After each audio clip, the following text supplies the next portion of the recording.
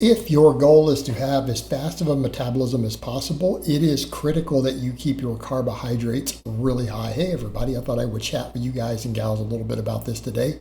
And this is a topic that gets lost on a lot of people, and I think a lot of that is because of the popularity of lower carbohydrate diets and some points that people miss with some of that.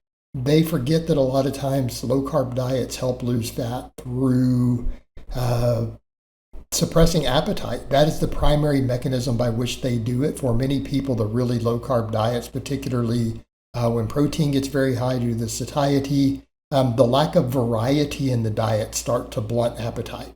So again, we have to be clear on the mechanisms at play. In other words, when your diet is bland and boring and you're eating the same thing over and over and over. So let's say your diet is steak, eggs, and broccoli.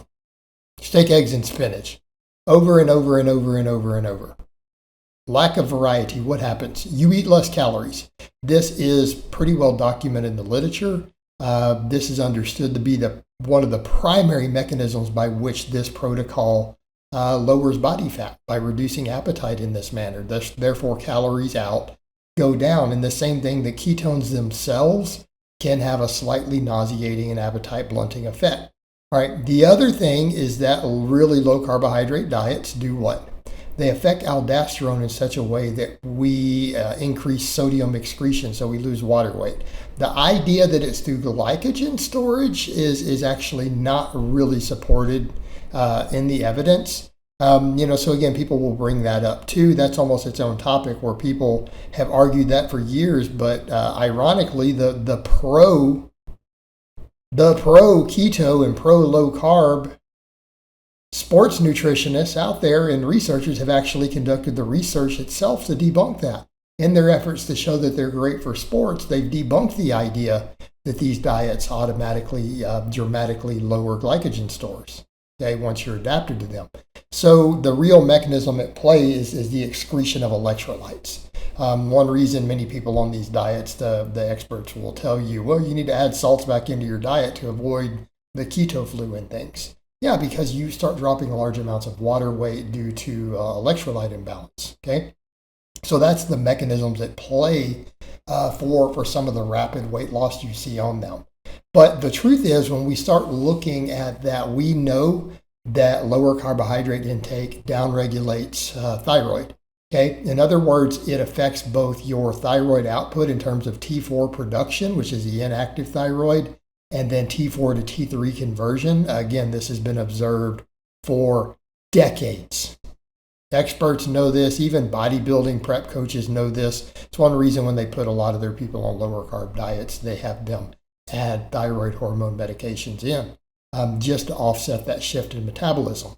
Conversely, again, a lot of the experts who get people ready for bodybuilding shows who have backgrounds in nutritional science tell them the opposite. They will keep carbohydrates as high as possible, up to and including adding extra cardio in just so that they can have more carbohydrate in the diet. This is why, again, you will see many of them do this. It's because they know that it will keep the thyroid output higher. So again, when we increase carbohydrates, it increases thyroid output. It also tends to increase NEAT, which is non-exercise activity thermogenesis. Because humans don't readily store carbohydrates as body fat, we will do these things to again, upregulate energy turnover. And it's our body's way of expelling the extra carbohydrates. So again, a point to keep in mind. Now, when I make that statement, it doesn't mean you won't start storing more of the fat that you eat as fat, right? So keep that in mind. Surplus carbohydrates means that is all you burn. And of course, then it's easier to store body fat. But we come back over to the point of energy output. It is very, very valuable. And when I say carbohydrates, I don't mean all carbohydrates are equal in this regard. So it's crazy every time you say this. And it should go without saying that we're telling people to eat whole foods or starchy carbohydrates. We're talking about rice, fruit being whole foods, not necessarily starchy, potatoes, oats, grains, root vegetables. Right, this is what we're talking about. We're not talking about a bunch of refined fructose or fiberless fructose, but when this comes up, people say, so you're telling me I can just eat pounds and pounds of table sugar and this will happen? No, it's not what I'm telling you.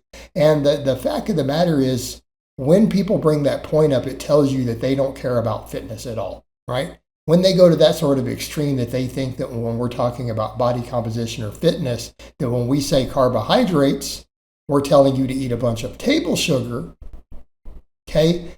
Because that's where their brain goes. Anyone who thinks like that obviously doesn't care about fitness or health, because they would not even think. That thought would never enter their brain, right? A person who cares about health or fitness or their body composition, their brain doesn't go there. That is only a person who legitimately hates fitness, hates being healthy, and probably has a horrible lifestyle, if that is their response, right? So keep that in mind. So some people will chime in with that. Oh, so he's telling us to eat. No, I'm not. And if you think that I am, if that is what your brain registers when we say carbohydrate, you probably live a trash dumpster lifestyle and you live on junk food. And you probably need to quit doing that. Go eat some rice and potatoes, okay? And quit adding butter to them, and quit adding sugar to your oats and butter to everything, right? There's your problem. So stop.